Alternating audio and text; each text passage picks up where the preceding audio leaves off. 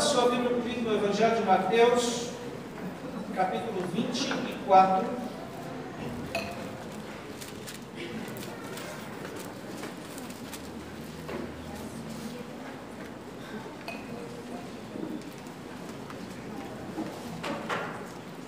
Evangelho de São Mateus, capítulo 24, a partir do verso 35, está escrito assim: Passará o céu e a terra, porém as minhas palavras não passarão. Mas a respeito daquele dia e hora, ninguém sabe, nem os anjos dos céus, nem o Filho, senão o Pai.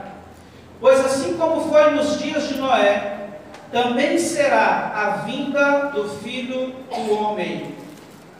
Porquanto, assim como nos dias anteriores ao dilúvio, comiam, casavam e davam-se em casamento, até o dia em que Noé entrou na arca, e não o perceberam, senão quando veio o dilúvio e os levou a todos. Assim será também a vinda do Filho do Homem. Então, dois estarão no campo, um será tomado e deixado outro. Duas estarão trabalhando no moinho, uma será tomada e deixada outra. Portanto, vigiai, porque não sabeis em que dia vem o vosso Senhor. Mas considerai isto: se o pai de família soubesse a que hora viria o ladrão, vigiaria e não deixaria que fosse arrombada a sua casa. Queridos, na escatologia, apesar das divergências que existem entre as correntes que tratam do assunto, em relação a alguns pontos de interpretação, nós podemos afirmar que em três coisas a maioria dos cristãos concorda dentro desse assunto que trata dos últimos acontecimentos, dos fins dos tempos. O primeiro está chegando um momento de grande tribulação, tal como o mundo nunca viu. O próprio Jesus, ele discorreu sobre esse assunto, o que está registrado aqui em Mateus 24, se você voltar aí um pouquinho comigo, no versículo 21, você vai ver isso.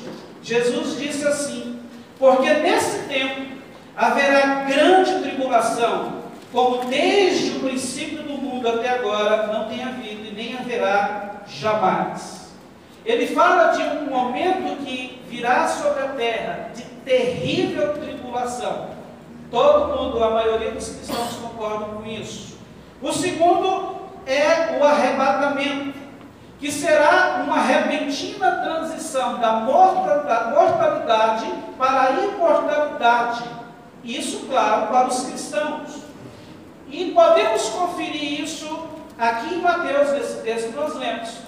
Jesus está fazendo alusão exatamente a esse momento, quando ele irá arrebatar a sua igreja. Vemos também em João capítulo 14, versículo 1 e 3, em Coríntios, 1 Coríntios 15, versos 51 e 52, Paulo escrevendo àquela igreja diz assim: eis que vos digo um mistério, nem todos dormiremos, mas transformados seremos todos, no momento, num abrir e fechar de olhos, ao ressoar da última trombeta. A trombeta soará, os mortos ressuscitarão incorruptíveis e nós seremos transformados. Falando do arrebatamento. E o terceiro ponto, que há uma concordância por quase todos os cristãos, é que depois da tribulação, Jesus voltará para estabelecer o seu reino. Alguém pode dizer amém? Amém. E nós vemos isso em Mateus capítulo 25, versículo 31, quando diz assim: quando vier o Filho do Homem na sua majestade e todos os anjos com ele, então se assentará no trono da sua glória. Isso também está registrado em Lucas capítulo 21, 27, Apocalipse 1, 7, Apocalipse 16, 15 e Apocalipse 19, do versículo 11 ao 16. E é interessante destacar que essa volta literal de Jesus é um dos fatos mais importantes e com certeza será o mais impactante de toda a história da humanidade. Será algo esplêndido, magnífico, soberano, onde o Rei dos Reis, Apocalipse fala, o trata desse jeito, o Rei dos Reis virá montado no seu cavalo branco. Irmãos, vai ser algo espetacular, vai ser algo que vai marcar de uma forma tremenda o fim de todas as coisas. E ele virá e instalará o seu rei, e onde nesse momento a Bíblia diz que ele aniquilará, acabará com toda a influência do mal na terra. Precisamos ouvir uma amém nessa hora. Amém? E eu quero te dizer que eu não tenho nessa noite a intenção ou a pretensão de ministrar sobre escatologia a você. Mas eu quero nessa oportunidade discorrer sobre dois acontecimentos que eu considero de profunda importância no desenrolar da nossa história. O primeiro está entre esses três que citamos, que é o arrebatamento. Queridos, será quando os filhos de Deus, como nós lemos aqui em Coríntios, com um abrir e fechar de olhos, serão retirados do planeta Terra? Dá uma piscadinha aí. Sério, pisca. Piscou? Vai ser mais ou menos nessa velocidade o negócio. Será um encontro entre o cordeiro e a noiva. Mateus 24, Jesus fala sobre isso. Paulo fala isso em 1 Coríntios 15. E em 1 Tessalonicenses capítulo 4, versículo 13 ao 18, Paulo registra esse acontecimento da seguinte forma.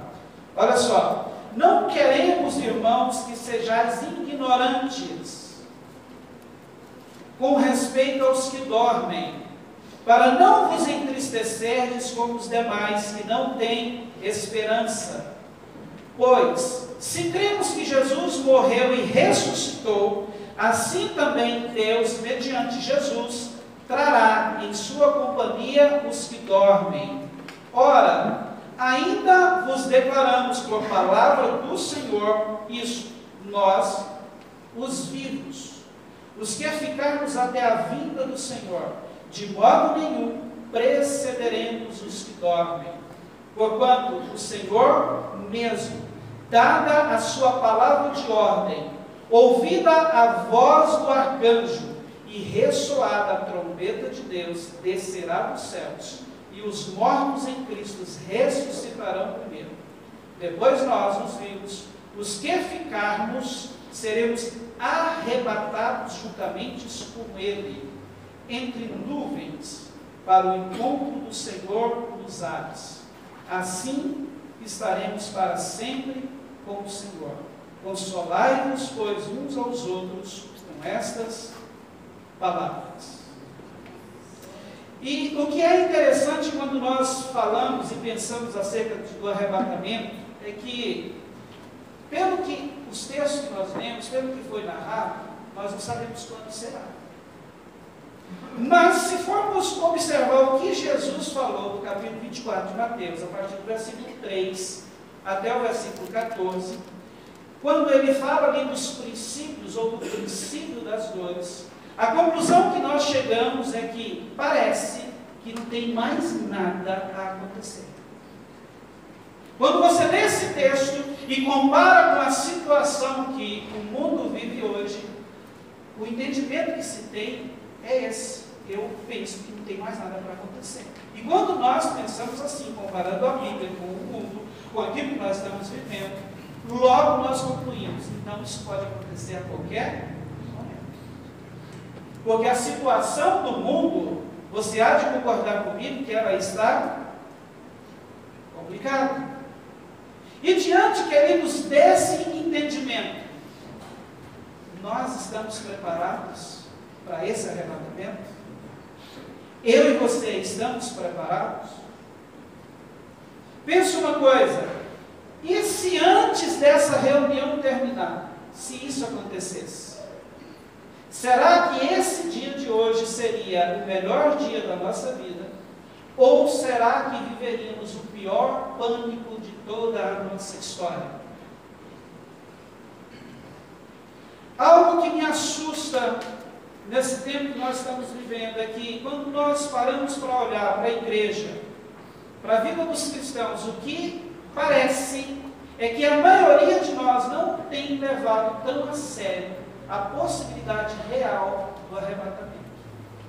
E isso, queridos, fica claro quando percebemos, quando analisamos, quando avaliamos a intensidade que nós temos nos dedicado para buscar, para servir, para amar, para nos dedicarmos ao Senhor da nossa vida, aquele que deu Jesus para morrer por nós, né? Aquele que é o nosso Deus, aquele que nos tomou do império das trevas, nos salvou, nos regenerou, nos fez filhos de criaturas pecadoras e condenadas. Ele nos transformou, nos regenerando e nos transformando em filhos.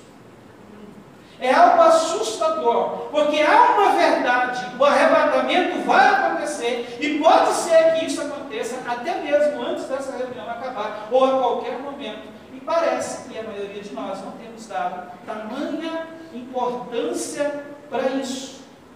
E eu tenho para mim que, se nós entendêssemos a seriedade e a veracidade disso, do arrebatamento, a nossa conduta de vida cristã, ela seria bem diferente daquilo que a maioria de nós temos vivido.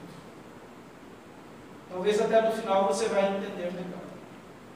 Nos últimos anos no Brasil, talvez nas últimas, principalmente dos anos 90 para cá, nós temos presenciado um fenômeno que alguns o denominaram como desigrejados.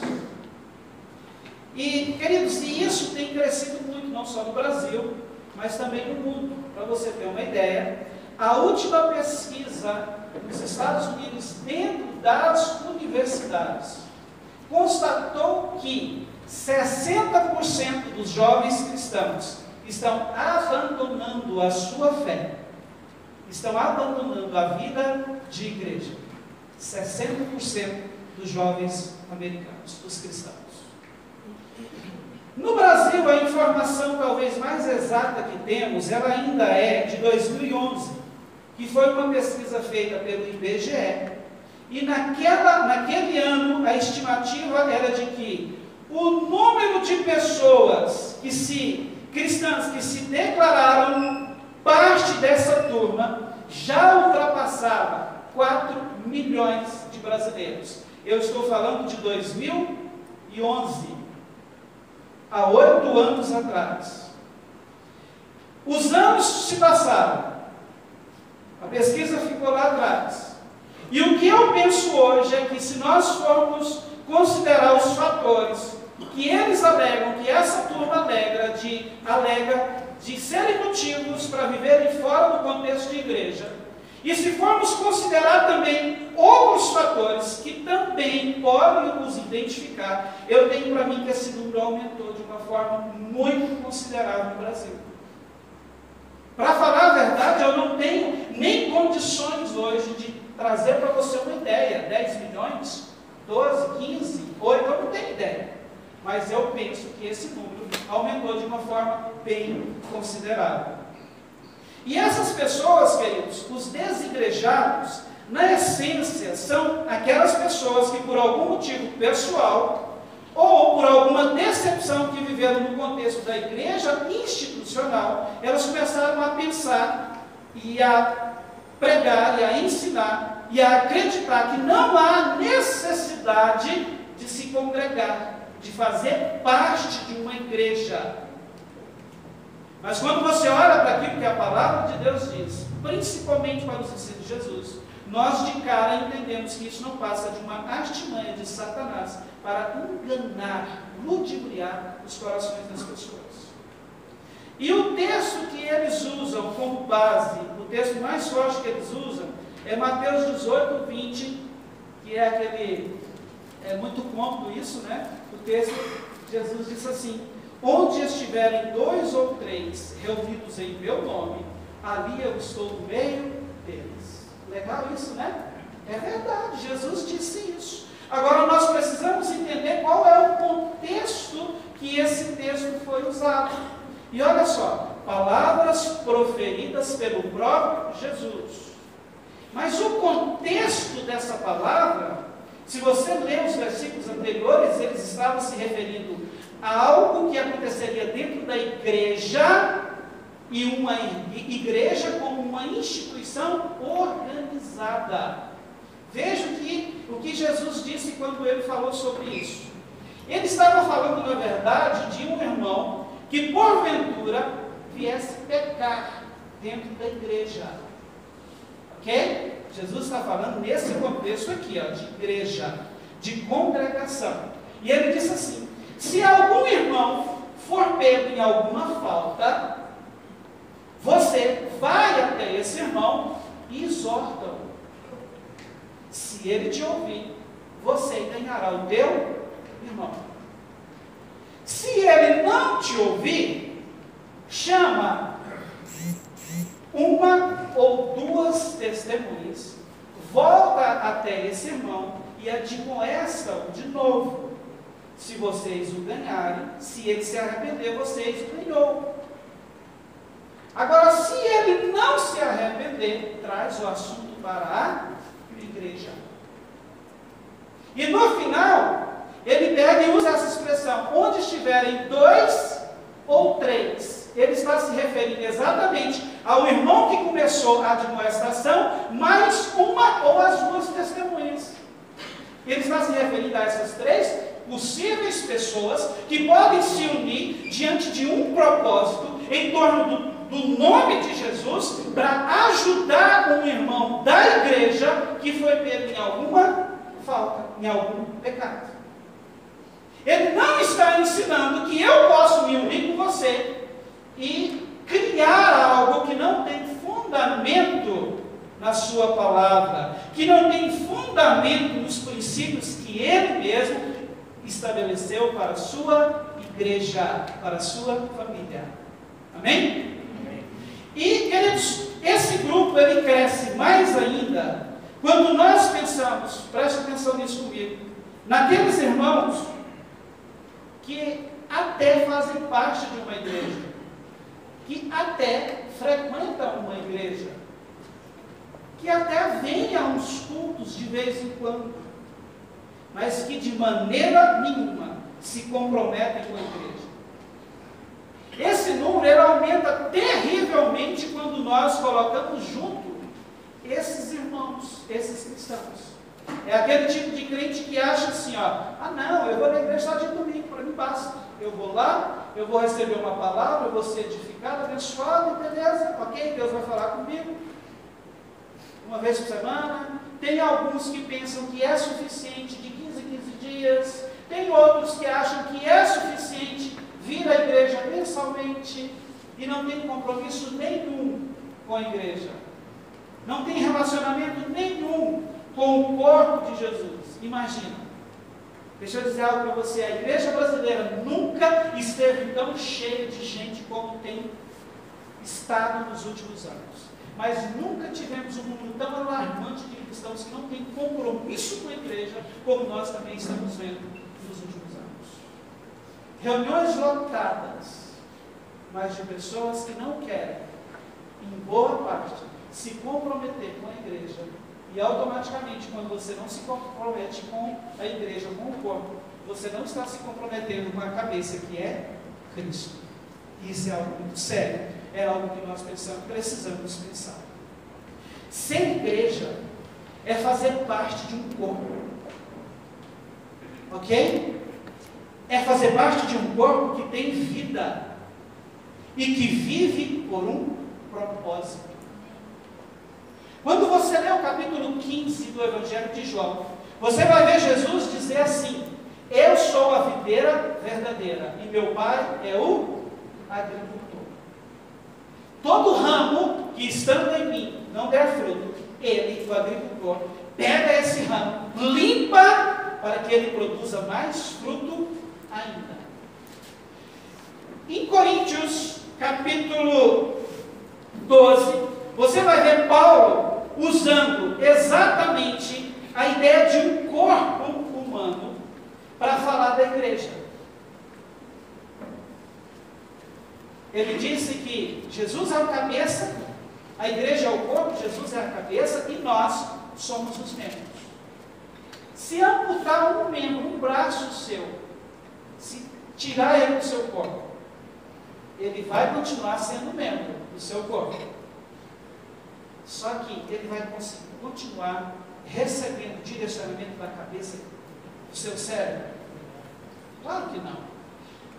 Irmãos, eu trabalhei muitos anos com um grande irmão, amigo meu, e quando ele tinha 13 anos, ele teve que amputar uma perna, bem aqui. Não lembro agora se era esquerda ou direita, mas ele amputou uma perna. Deu trombose, amputou a perna. Com 13 anos. E sabe o que ele sempre falava para mim? E muitas vezes nós conversando, a gente entrava nesse assunto. Passou-se anos, anos e anos, décadas depois dessa amputação. Na sua mente, ainda tinha bem definido o pé. Na sua mente, ele ainda conseguia ver o seu pé que foi amputado. Olha que coisa interessante é isso. Só que se aquela perna amputada fosse colocada do lado dele, e a mente mandasse um comando para ele mexer com o pé, o que aconteceria com o pé? Nada. Não estava ligado ao corpo. E eu achava interessante quando a gente conversava sobre isso. Entenda isso comigo. Quando Jesus disse que nós somos os ramos, esses ramos, a Bíblia diz que nós somos enxertados na videira. E se nós somos enxertados na videira, é óbvio que tem um propósito. Deus, como agricultor, quer limpar. E para limpar, precisa ter um comprometimento dos ramos, dos membros, com ele, que é o agricultor, e automaticamente com aquele que é a cabeça do corpo, que é a videira. Talvez esse seja um assunto que choca muita gente hoje. Mas em Hebreus, capítulo 10, versículo 24, diz assim: consideremos-nos também uns aos outros, para nos estimularmos ao amor e às boas obras. Não deixemos de congregar-nos, como é costume de alguns, antes façamos admoestações, e tanto mais, quanto vedes que o dia se aproxima. Efésios capítulo 4, versículo 11, olha o que Paulo diz. E ele mesmo concedeu uns para apóstolos, outros para profetas, outros para evangelistas e outros para pastores e mestres, com vistas ao aperfeiçoamento dos santos para o desempenho do seu serviço, para a edificação do seu corpo. Então entenda, a ideia de Deus, quando Ele reúne a igreja, é para que eu sirva você, é para que você some força comigo, e juntos, eu e você, possamos edificar a igreja, o corpo de Jesus. E isso nos leva a cumprir o propósito. O que eu quero te fazer entender nesta noite é que, embora que toda essa modernidade tente instituir na mente e no coração de muita gente hoje que não há necessidade de congregar, de ser membro efetivo de uma igreja, nada disso, queridos, pode apagar e muito menos anular aquilo que a palavra de Deus ensina sobre o assunto. E Ele te chama para ser igreja. Você pode dizer amém? Amém. E nós não podemos esquecer, porque nós estamos falando de arrebatamento, nós não podemos esquecer que no arrebatamento Jesus vem buscar a sua igreja. Ele vem buscar o seu corpo. Ele não vem buscar quem crê apenas. Então, pense comigo que se Ele vem buscar a sua igreja, e eu sou alguém que crê, mas não vivo no contexto de igreja, não sou um membro, um ramo enxertado na videira, um membro que tem vida no corpo, Pode ser. E se o arrebatamento acontecer, eu fico de fora. O segundo acontecimento, que não está entre os três que nós citamos, mas eu considero que é de extrema importância para nós, e que eu quero falar nesta noite também, é sobre a morte. Legal, né? Arrebatamento, morte. Queridos, a morte é um encontro inevitável, marcado para todos nós. E a única forma que poderíamos ficar livres da morte seria o arrebatamento. É o único meio. Caso contrário, eu e você um dia teremos que enfrentar. E isso é uma verdade que passou a existir na vida do homem lá no Éden, após o pecado de Adão e Eva. A partir daquele momento, todos que nascessem teriam que enfrentar a morte. Eclesiastes 3, versículo 1 e 2 diz assim: tudo tem o seu tempo determinado, há tempo para todo o propósito debaixo do céu. Há tempo de nascer e tempo de morrer. Eclesiastes 9, versículo 5, a parte A diz assim: porque os vivos sabem que hão de morrer. Hebreus 9, 27 diz assim: aos homens está ordenado morrerem uma só vez, vindo depois disto o juízo. Isso é terrível ou não? Mas é verdade. É terrível e muito, mas é verdade. Nós vamos morrer, a não ser que Jesus arrebate a igreja antes. E o pior é que nós já estamos nessa fila desde quando nascemos. E é pior ainda quando nós pensamos que não temos a mínima ideia de qual é o número da nossa senha.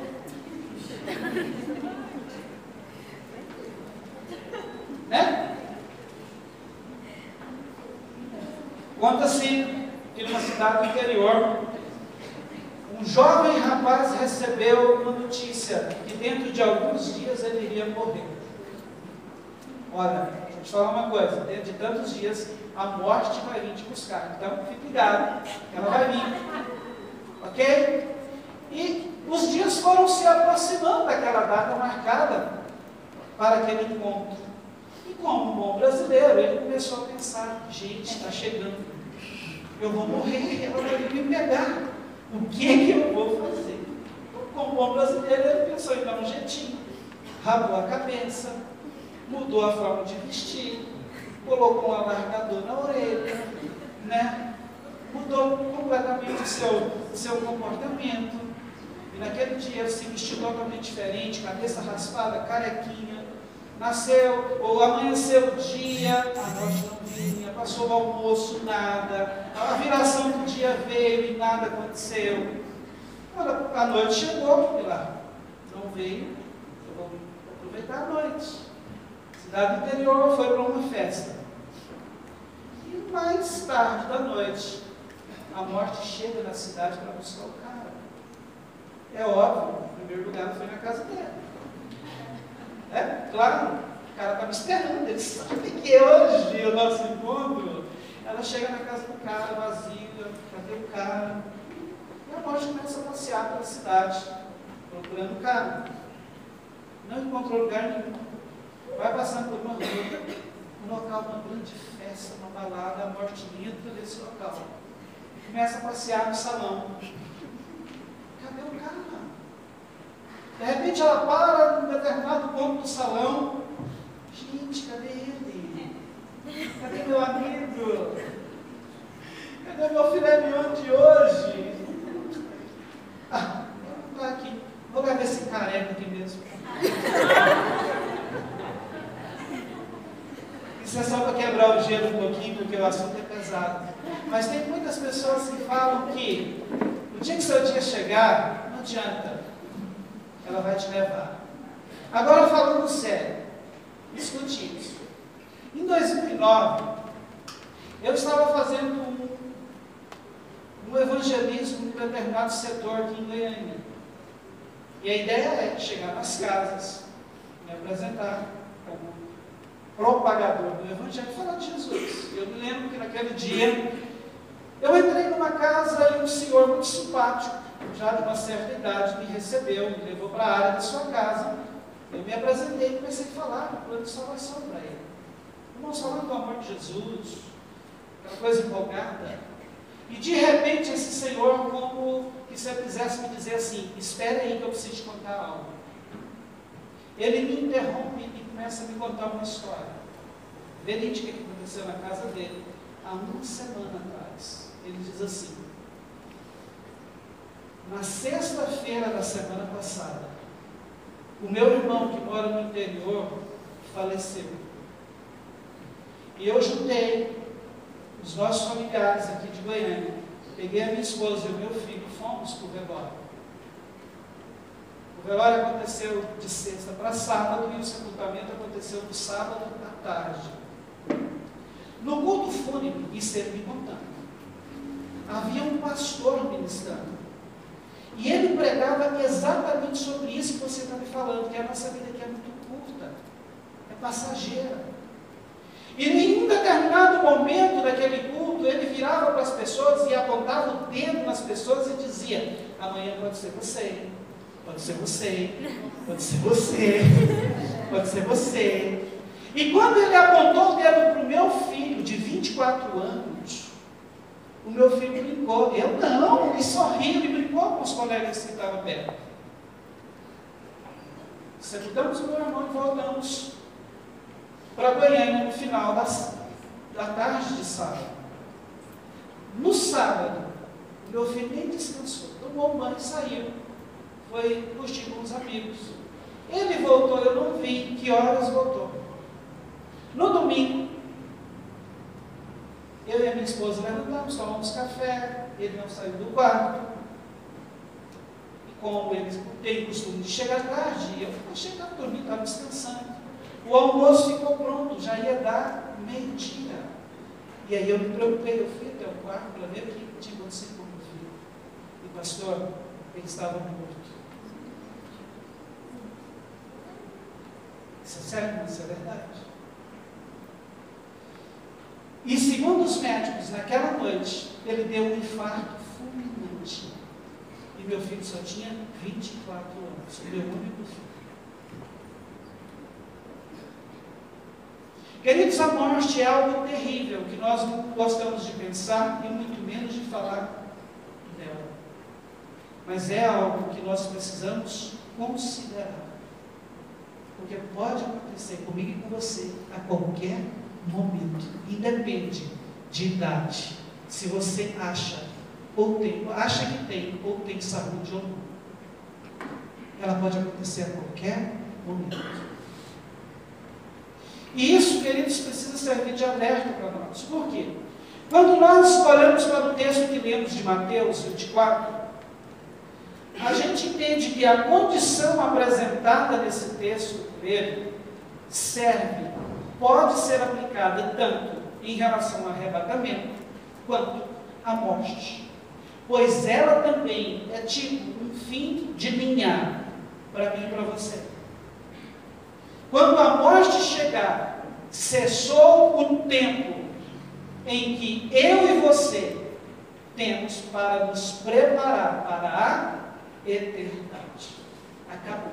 Nós lemos em Hebreus que o escritor diz que aos homens está ordenado, eles vão morrer uma única vez, e depois disso vem apenas o juízo. Não tem segunda chance. O tempo que você tem aqui, o tempo que nós temos aqui, é o tempo oportuno para nos preparar para a eternidade. E ele disse no texto que lemos que o arrebatamento seria semelhante aos dias de Noé. E o que me chama a atenção é que ele disse assim: olha, naqueles dias as pessoas estavam envolvidas, preocupadas apenas com coisas daqui.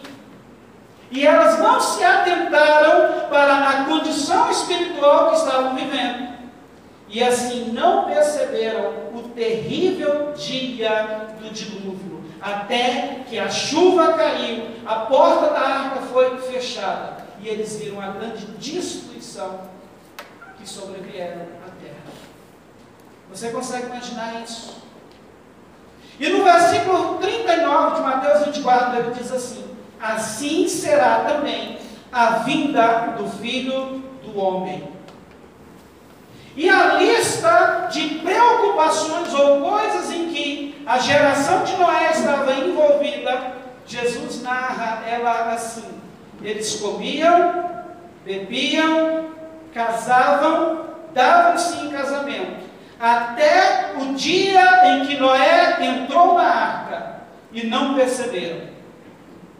E o dilúvio veio.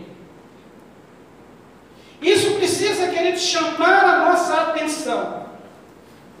Porque quando você olha para essa lista que Jesus faz, você não consegue ver, pelo menos aparentemente, nenhum pecado nela. Ele cita coisas boas e legítimas, mas segundo o entendimento que nós temos quando ele narra o acontecimento, são coisas boas e legítimas que, porém, podem nos deixar fora do arrebatamento, fora do céu. E nós, como pessoas que creem em Jesus, muitas vezes achamos que é só pecado, e principalmente aqueles cabulosos que podem nos deixar fora do céu. Deixa eu te dizer uma coisa, querido, não é.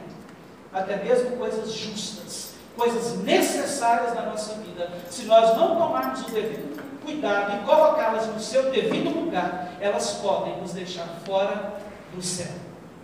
Porque tira a nossa vida, o nosso coração, daquilo que é mais importante. Uma pergunta prática agora.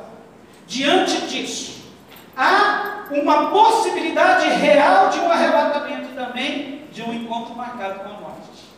Então, o que podemos ou o que devemos fazer diante dessa eminente volta de Jesus? Ou diante dessa possibilidade real de nos encontrarmos com a morte? Antes de responder essa pergunta, deixa eu ler com você Lucas, capítulo 13, versículo 22. Olha só o que diz, rapidinho isso aqui. Passava Jesus por cidades e aldeias, ensinando e caminhando para Jerusalém.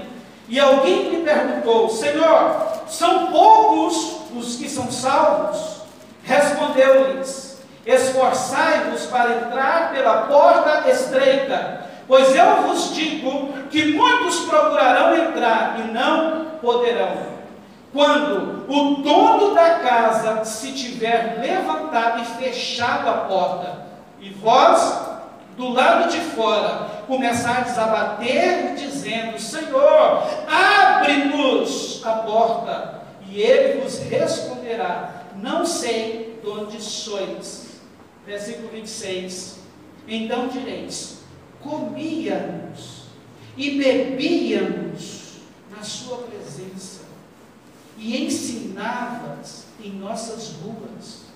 Mas ele vos dirá: não sei de onde vós sois, apartai-vos de mim, vós todos os que praticais iniquidade.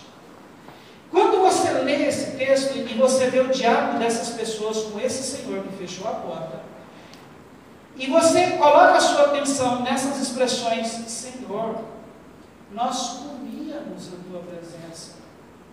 Tipo, nós éramos íntimos. Nós tínhamos uma certa amizade, uma certa aproximação. Não dá essa ideia? Você não come com uma pessoa estranha. Claro que não. E a palavra dele vai ser: apartai-vos de mim, porque eu não te conheço, eu não conheço vocês. Vocês que praticaram iniquidade. E eu tive a curiosidade de olhar o que significa essa palavra iniquidade. Sabe o que é? Do original, adikia, que significa injustiça de coração. Ou seja, é uma profunda violação da lei da justiça. Queridos, entenda isso comigo. Há uma lei estabelecida por Deus, que é muita bobagem da nossa parte se nós a desconsiderarmos, que é a lei da reciprocidade. Como que funciona isso? A partir do momento em que eu e você passamos a ser sabedores que Deus pegou Jesus, o seu único filho, entregou a morte de cruz para nos salvar. Agora eu sei disso. A partir do momento que eu sei disso, que eu me torno conhecedor disso, se eu, dentro desse conhecimento da verdade de Deus acerca da minha pessoa, da necessidade de salvação que eu tenho, não der uma resposta a Deus, eu estou cometendo injustiça de coração, iniquidade de coração. Foi isso que aconteceu com essa galera aqui. Isso é iniquidade. Então, respondendo à pergunta, o que nós devemos ou precisamos fazer então? Sabe qual é? É transformar Deus no nosso maior tesouro. É a única maneira que eu e você vamos estar preparados para um possível e eminente arrebatamento, ou para aquele encontro que ninguém quer, mas que é tão real, com a morte. É só fazendo de Deus o nosso maior tesouro. Marcos capítulo 12, versículo 30, Jesus diz assim, quando ele foi perguntado: Senhor, qual é o grande mandamento? Nos diz aí, nos passa essa bola, nós precisamos saber. E Jesus olha para aquelas pessoas e diz assim: então escutem, amarás, pois, o Senhor teu Deus de todo o teu coração, de toda a tua alma, e de todo o teu entendimento, e de toda a tua força. Entenda algo, isso não é apenas amá-lo, isto é amá-lo com tudo que há em nós. Isso é amá-lo com toda a nossa força, de uma forma total, plena. E o que precisamos entender, queridos, é que quando Deus olha para nós e diz assim: olha, é necessário que você me ame acima de todas as coisas. Deus está fazendo isso não é porque Ele agora está carente, Ele precisa ser amado. Ele precisa do meu e do seu amor, porque senão Ele não vai sobreviver. Não é isso. Sabe qual é a verdade que nós precisamos entender disso aqui? É que quando nós entendemos essa palavra e fazemos dele o amor maior da nossa vida, nós estamos nos guardando nele. E quando nós nos guardamos, nos entregamos para ele, fica difícil haver qualquer tipo de desvio na nossa vida que nos afaste de uma vida de comprometimento, de envolvimento com ele, que pode nos levar a correr risco diante do arrebatamento ou do encontro com a morte. Gente, não é porque ele está carente, não é porque ele precisa. Se eu decidir não amar a Deus, ele vai continuar sendo o mesmo. Para ele, isso tanto faz, entenda. Agora, para mim e para você, isso faz toda a diferença. Mateus 6,24, Jesus diz assim: ninguém pode servir a dois senhores, porque ou há de aborrecer de um e amar o outro, ou devotará a um e desprezará ao outro. E ele termina o versículo dizendo assim: ninguém pode servir a Deus e as riquezas. O que ele estava querendo dizer? Que as riquezas, que o dinheiro pode ser alguém, e talvez seja o maior concorrente de Deus no nosso coração. E se nós não tomarmos cuidado, em muitos casos, nós colocamos outras e outras tantas pequenas coisas no lugar dele na nossa vida. E quando isso acontece, é uma testificação de que nós não estamos o amando com força total, de todo o nosso coração, com tudo aquilo que é em nós, de uma forma plena, com tudo aquilo que eu tenho. Porque se isso estiver acontecendo, queridos, pode aparecer propostas e mais propostas, por mais tentadoras que sejam, que você não vai trocar ele por nenhuma delas. Essa é a verdade. E algo para a gente pensar: qual é o lugar de importância que Jesus ocupa em nossa vida? Uma resposta sincera a perguntas como essa pode nos revelar que tipo de amor que nós temos tido com Ele. Qual é o lugar de importância? Mateus 10, 37, para nos ajudar nessa reflexão acerca dessa pergunta, olha só o que Jesus disse. Quem ama seu pai ou sua mãe mais do que a mim, não é digno de mim. Quem ama seu filho ou filha mais do que a mim, não é digno de mim.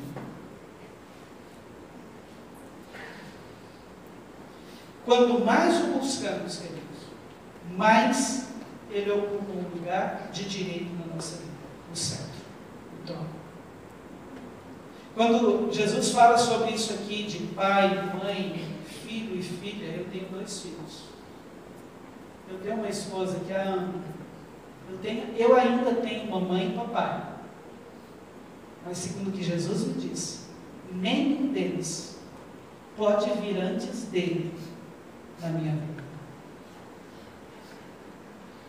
Ele mexe nas coisas mais importantes na vida do ser humano, que é pai, mãe e filhos. Quer ver uma mãe ficar desestruturada? É ela ver a possibilidade dos seus filhos serem tocados por alguma coisa ruim. Não é verdade? A mãe se desestrutura na hora. Agora, esse mesmo sentimento de desestruturação acontece no nosso coração quando nós percebemos que o lugar dele foi mexido, que nós trocamos ele de posição, ao invés de ser o primeiro, ele está lá no 10º, talvez 15º na nossa vida. A gente nem liga para isso, queridos. Por quê? Porque nós estamos indo naquela onda do pós-modernismo, que tudo é relativo. Aquilo que é verdade para o Jorge, para mim pode não ser. Deixa eu te dizer algo. A Bíblia não entra no relativismo. A palavra de Deus, ela não é relativizada. A palavra de Deus permanece para sempre. O texto que nós lemos no versículo, no primeiro versículo, Jesus diz: passará os céus e a terra, mas as minhas palavras jamais passarão. Então a palavra de Deus, ela não é relativizada. Jesus está voltando, e eu e você estamos preparados para isso? Cadê meu carro, Josué? Pensei que Josué ficou com medo e guardou o bichinho. Eu pedi o Josué um carro, ele falou assim: pastor, você vai bater no pessoal domingo? Eu falei assim: vou, e você vai ser o primeiro. Vem cá, Josué.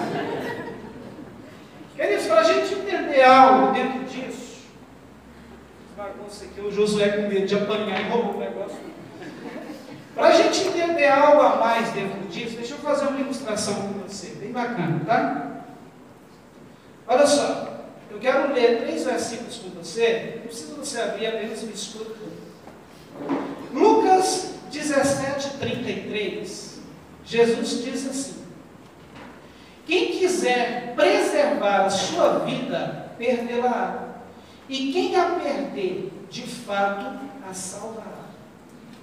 Mateus 16:25, ele diz assim: quem quiser salvar a sua vida, perdê-la-á. E quem perder a vida por minha causa, achá-la. João 12:25, quem ama a sua vida, perde-a.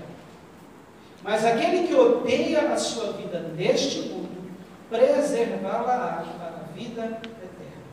Vamos entender melhor esses versículos? Está aqui o cabo, que não é para bater no Josué. Escapou, Josué? Está aqui o cabo.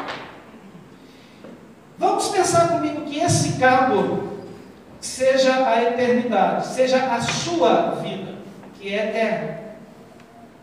Um dos grandes enganos, e talvez algo também que nós podemos até conhecer, mas não gostamos de pensar, é que na verdade, lá no fundo, nós nunca vamos morrer, a alma nunca morre. Nós vamos sair da área física e entrar na espiritual. E a eternidade ela vai ser com Jesus ou no lago de fogo, enxofre, que é um lugar onde o bicho nunca vai morrer, a dor nunca vai passar, e isso é eterno, nunca vai deixar de existir. Então você é eterno.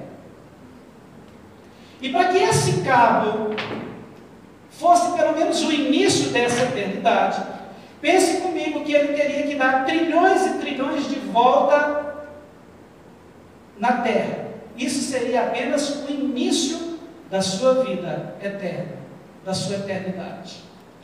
Essa pontinha branca aqui é o período de vida que nós temos aqui nessa Terra.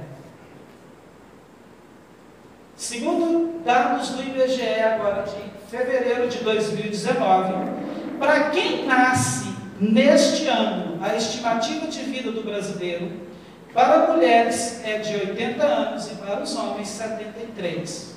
É óbvio isso para quem nasce agora, em 2019. Mas vamos colocar todo mundo aqui no mesmo balaio. A estimativa de vida nossa, homens, é 73 anos. E das mulheres que estão aqui, 80 anos. Que significa essa pontinha branca aqui em toda a sua eternidade, em toda a sua existência. Ok? Agora olha só o que Jesus disse em Lucas 17:33. Quem quiser preservar a sua vida, isso aqui,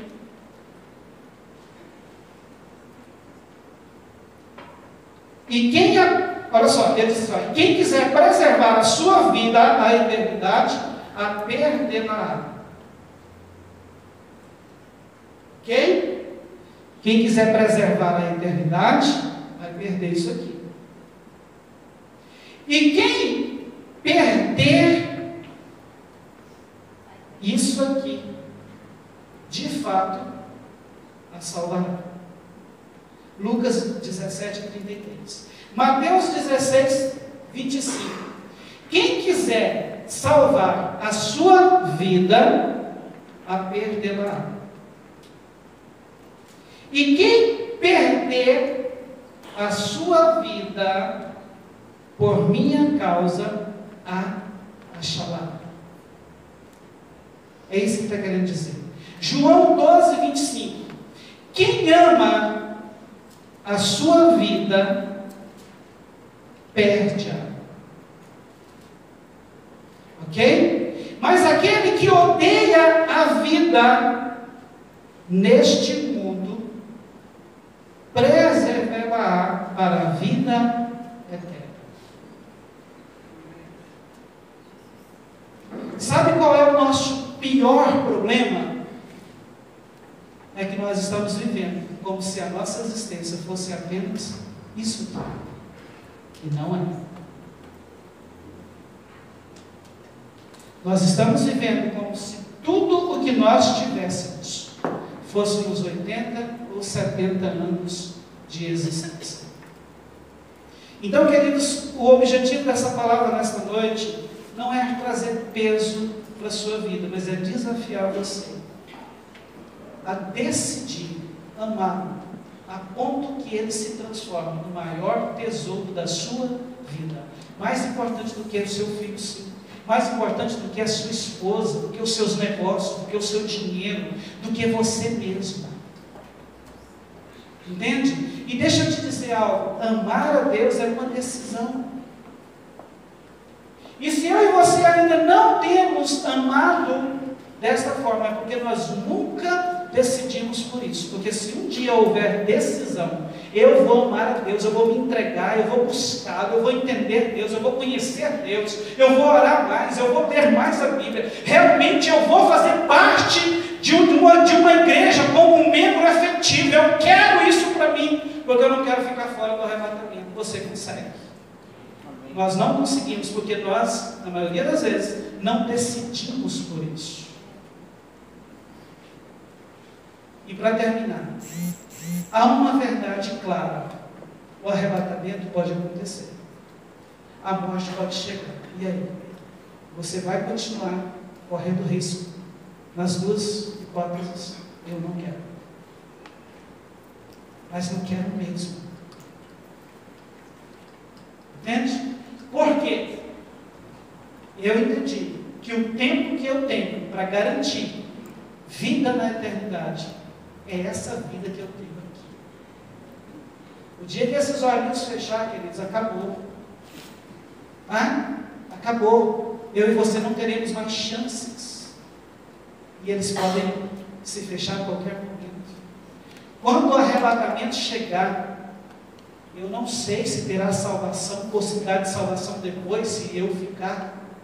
Eu vou querer correr risco?